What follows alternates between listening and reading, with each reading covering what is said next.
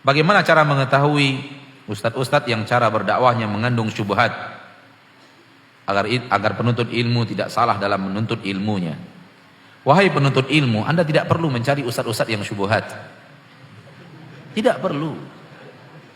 Enggak perlu. Tugas antum adalah mencari ustadz-ustadz yang antum yakin dia berilmu. Dia tahu ayat-ayat Allah. Dia pernah belajar hadis-hadis Rasulullah.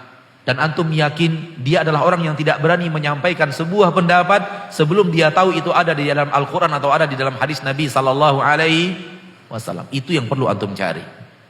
Itu yang perlu antum ketahui yang mana orangnya. Untuk mencari jalan yang salah, untuk mengetahui jalan yang salah, terlalu pendek usia kita dan umur kita untuk mencari mana saja jalan yang salah itu.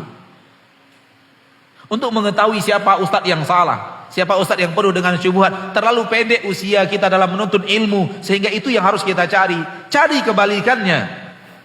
Cari ustadz yang mengajarkan yang hak, yang kalau mengeluarkan pendapat kapanpun ditanya dalilnya dia akan menjawab. Kalau ataupun di dalam dakwahnya, di dalam ceramahnya, di dalam penyampaiannya, dia tidak membawakan dalil, tapi dia menyampaikan pendapat.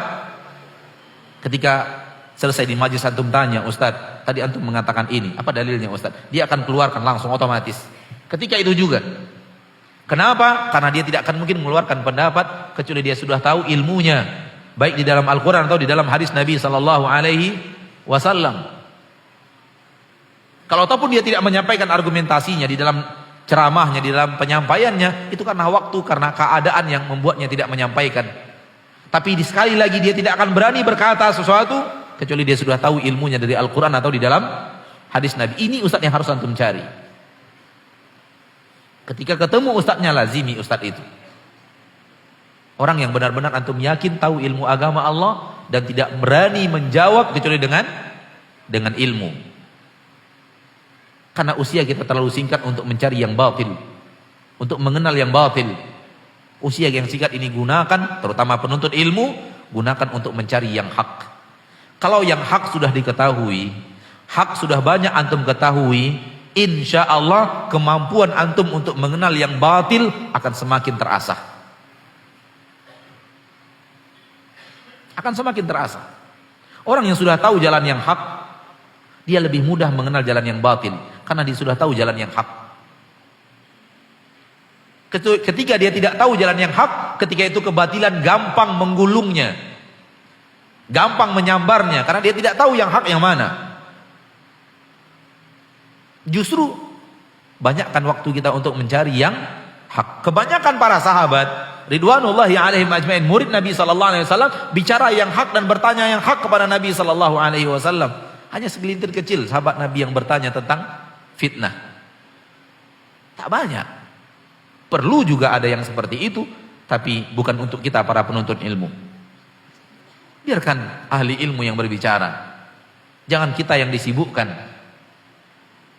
Dan kita sibukkan diri kita untuk mencari mengetahui yang benar. Anak ingin selalu memberikan contoh kepada kaum muslimin dalam hal ini. Kita kalau sudah tahu yang benar, mudah kita untuk mengetahui yang salah. Contoh, Nabi kita Shallallahu Alaihi Wasallam mengajarkan kita cara takbiratul ihram yang benar. Pelajari bagaimana cara takbiratul ihram yang benar. Bagaimana cara menyusun jari jemari yang benar, menyusun telapak tangan yang benar di dalam takbiratul ihram. Kita temukan Nabi kita Shallallahu Alaihi Wasallam mengajarkan kita, memberikan suri teladannya kepada kita bahwa telapak tangan diarahkan ke kiblat. Jari jemari dibuat celah-celah, tidak dikatup seperti ini, tidak juga dibuka seperti ini, tapi dibuatkan celah-celah. Yukhallil baina asabi'ih, seperti ini. Ada celah-celah di antara jari jemari, tidak tertutup, tidak pula merenggang. Kemudian diangkat sejajar dengan bahu.